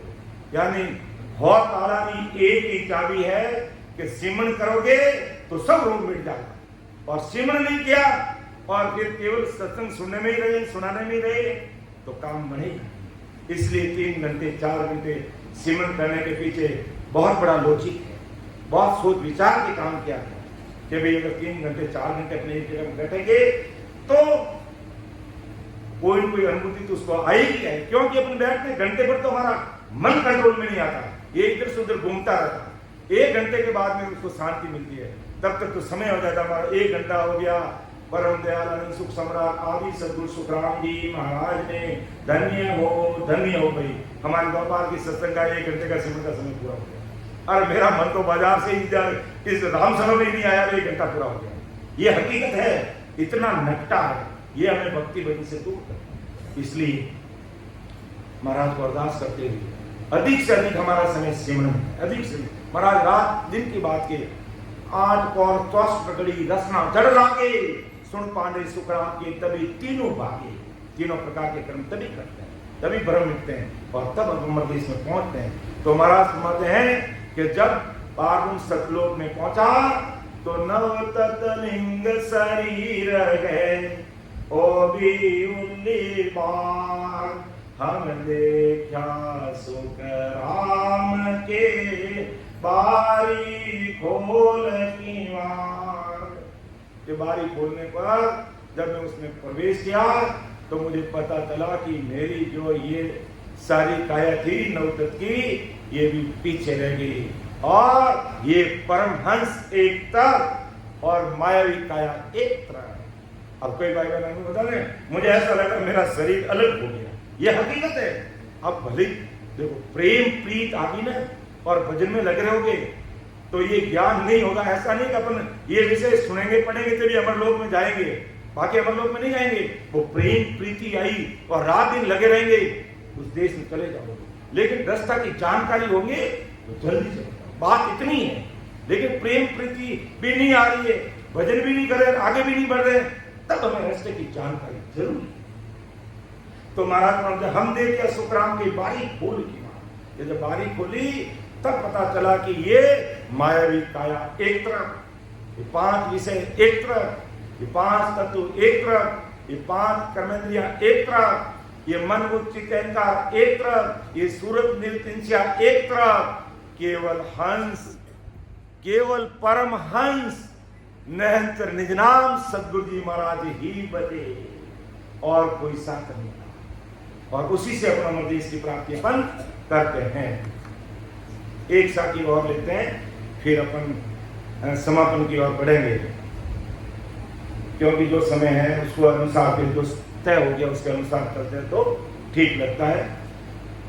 फिर महाराज ने कहा कि यहां पर कैसे पार्वती सतलोक में पहुंचे कि धसिया गुरु प्रताप सो सायब सन्मुख होई, हम सो सुख राम जी बारी खुली है कोई।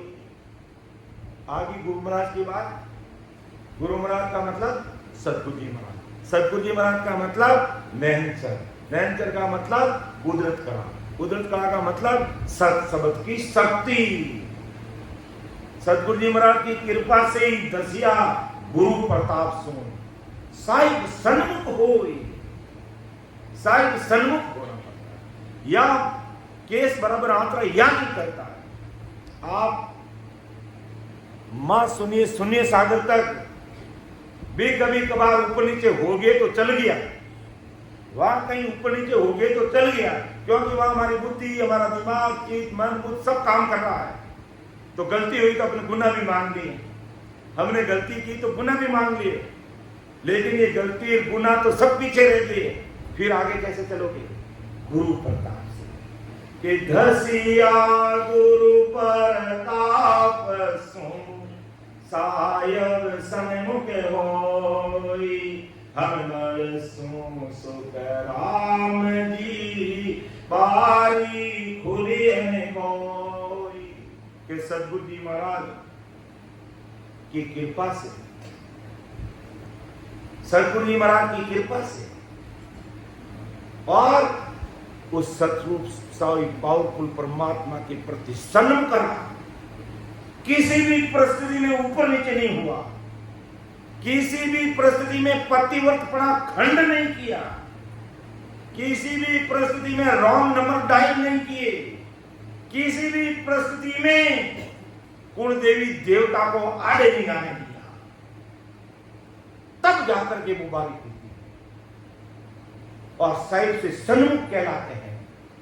तब अपन साहिब से सन्मुख कहलाते हैं कि कहीं पर रॉन्ग नंबर डायल नहीं हो रहा है, कहीं पर हमारा दिमाग कहीं डाइवर्ट नहीं हो रहा है सतगुरु साहिब की भक्ति के अलावा, तब अपन सन्मुख कहलाएंगे, तब अपन पतिव्रत कहलाएंगे। तो ऐसा पतिव्रत पना चाहिए, ऐसा पतिव्रत कैसा? सतगुरु तारे दाते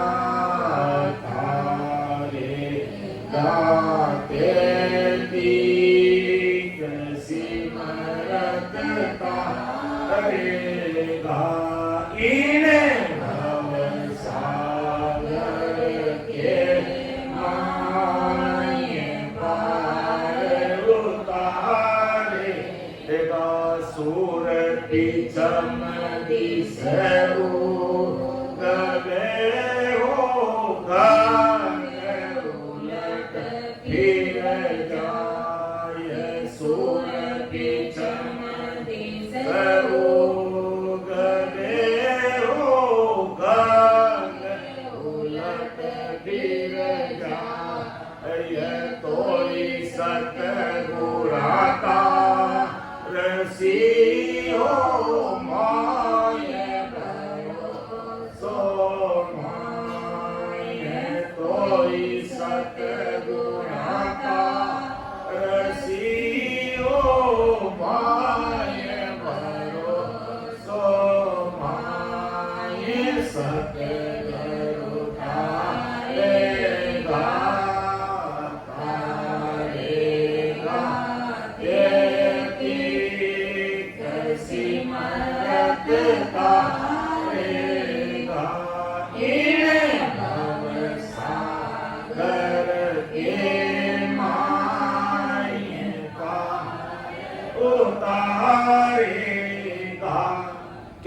पतिव्रतना चाहिए, कैसा साहिब से सन्मुख चाहिए कि सूर पीतम दिस उगवे गंग उलट फिर जाए तो भी सदगुरुता से माई भरोसो मार।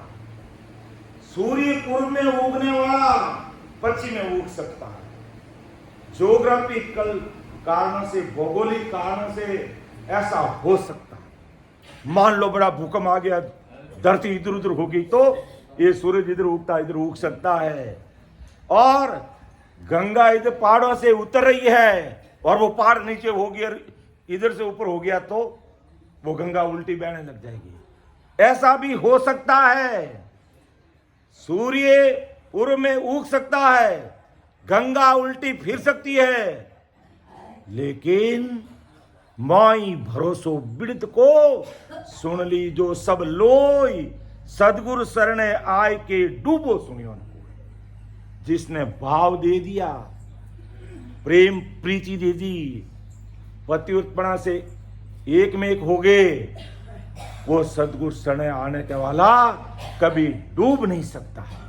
गंगा मार्ग बदल सकती है, लेकिन सदगुरु शरण में आने वाला अगर 101% वो पतिव्रतना में है, वो कभी डूब नहीं सकता। तो ऐसा पतिव्रतना चाहिए, ऐसी मजबूती चाहिए, तभी हम साहिब के सन्मुख है। और नहीं स्थिति परिस्थिति के अनुसार गाय डाले गा देते हैं, चलो चलो ना अपन भी चलते, कुछ नहीं देखने के लिए चलते, क्या देखने के लिए चलते।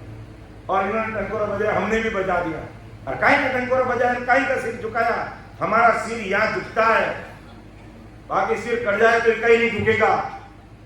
आदि सदगुरु सुखराम जी महाराज के सामने झुकेगा, या उनके बीच केवली भगवंत उनकी जगह पे झुकेगा, और कहीं नहीं झुकेगा।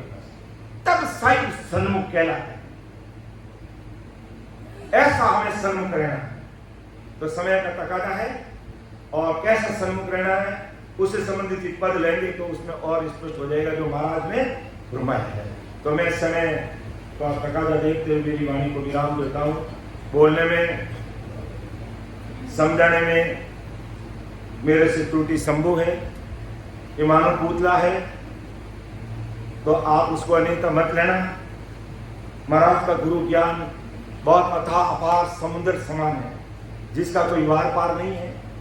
जीव जीव अपन गहराई में उतरेंगे, जीव जीव अपन सिमरन करेंगे तो ये समझ में आएगा, ये चीजें हर सारी समझ में आएगी, नहीं तो समझ में आने वाली नहीं है। तो कई बार नहीं समझ में आते हैं और फिर बोलना क्या होता, बोल कुछ देते हैं, तो ऐसी गलती संभव हो सकती है। इसलिए आप उसको अन्यथा मत लेना, समझना एक छोटा भाई है आपका और अबोध बालक है, ना समझ बालक है, ऐसा समझ के मुझे माफ कर देना।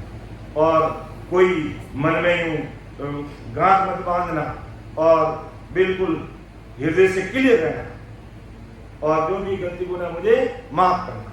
सुन जो मैं निर्दोष हूँ, घाट बांध रस हो, तुम्हें हर बोलन हार हो, क्या जाने ना कोई। परम दयाल अनंत सुख सन्ना आदि सद्गुरु, सर्वात्माओं के सद्गुरु, सर्व सृष्टि के सद्गुरु, सद्गुरु सुखराम जी महाराज ने धन्य हो धन्य राम सभा में राम महाराज। इस विषय से संबंधित अगर कोई प्रश्न है या कोई भूल है, कोई शंका है, तो आप जरूर हमें बताना, जिससे हमारी कोई गलती है तो वो भी आपकी कृपा से सुधर सकती है। और अब अपन सामूहिक रूप से पद बोलेंगे, जिसमें महाराज का कैसे सन्मुख रहना है।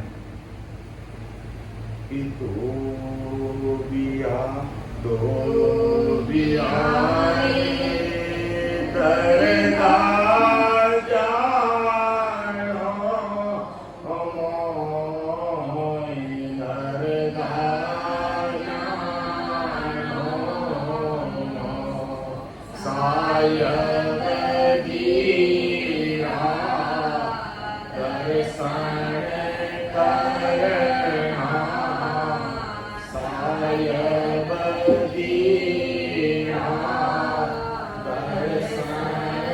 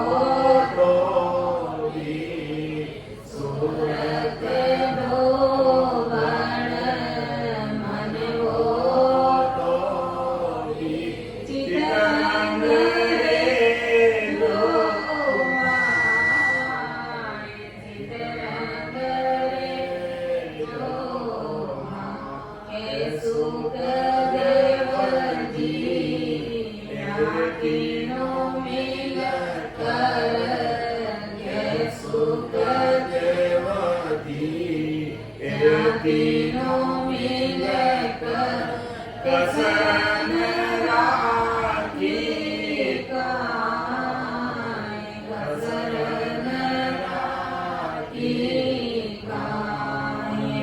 दो बिहारे दरगाह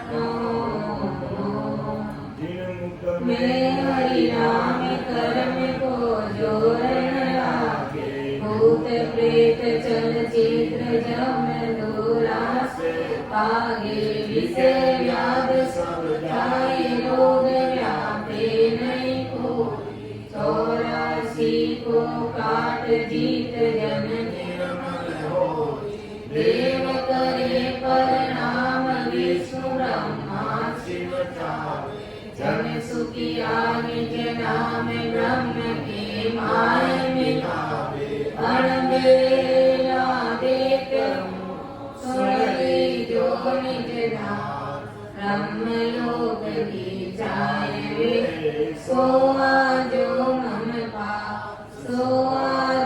मम पास ब्रह्म के माय मिलाओ जतन करूं वो बात संग कर ले मैं जाऊं सुख राम सा के कारण के दरी जुग अणबेला देते हूँ सुन ली जो निज दास में वो पारी ज्ञानिका और विरज नहीं को जो तुम चाहो मोक्ष को तो ज्ञान विरज लो जो ज्ञान विरज लो जो एक सरला को मत को जो चाहो सोई ज्ञान आन हो जो मुझे सुख राम श्या देवाल है कोई देवन हमारे लोग जावे सुख जामे फेरन सा मेरी जो इन बात सुन ली जो नरना मेरा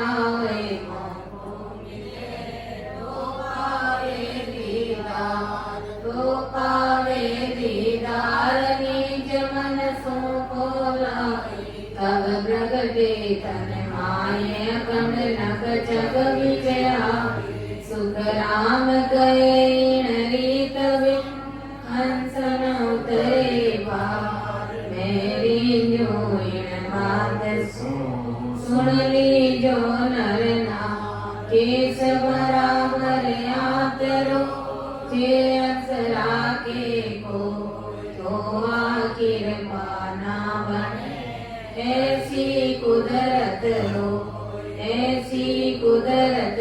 ये निज मन माने नानी कपट लिया दीन ताहे घर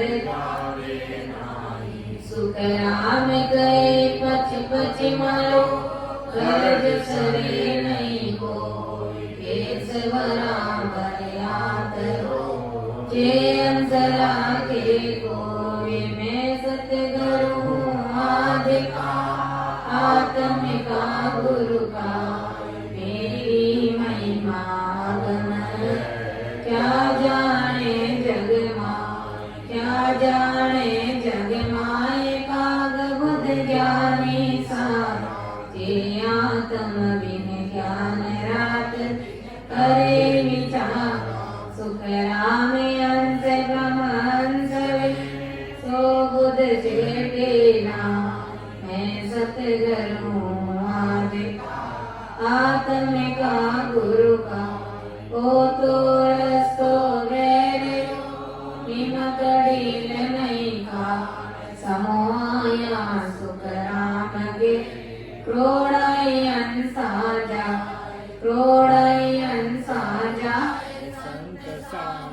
चले आवे सत जल प्रावे सना अमर कपड़ा बढ़ जा अमर काया दाम देव संत बरा ओ तो रस्तो मेरे हिम कड़ील नहीं का सिर जावे तो जाने झूठ न बोलो को सायब तो सुख राम साच बेण में होय सास गए हरिना ये रसना मुख में दिन रात धीरज ध्यान अडोलन डोल आसन मार सुसात नाल समीर सदा कतना बोलते अंगन बंधत बात मन को पवन सोमे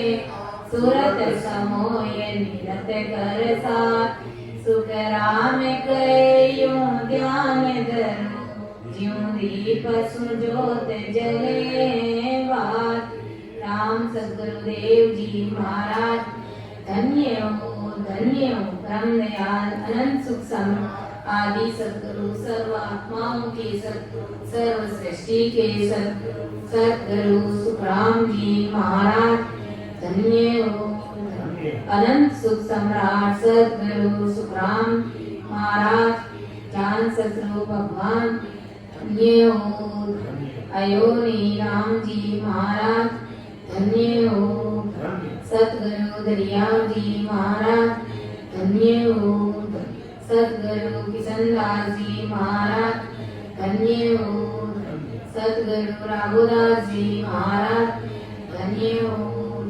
सतगुरु सुखसारण जी महाराज धन्य हो सतगुरु रामनाथ जी महाराज धन्य हो सतगुरु रामचंद्र जी महाराज धन्य हो सतगुरु रामसुख जी महाराज धन्य हो सतगुरु बस्ती राम जी महाराज धन्य हो सतगुरु रामदत्त जी महाराज धन्य हो सतगुरु बाबा जी महाराज धन्य हो केवली भगवंताने धन्य हो अमर लोकवासियां धन्य हो जीवातारण जाज ने धन्य हो मोक्ष के मालिकों ने धन्य हो अनंत कोटि सत्स्वरूपी संतान धन्य हो राम सभा में राम राम महाराज राम राम सर सभी राम सभी भाई बहनों को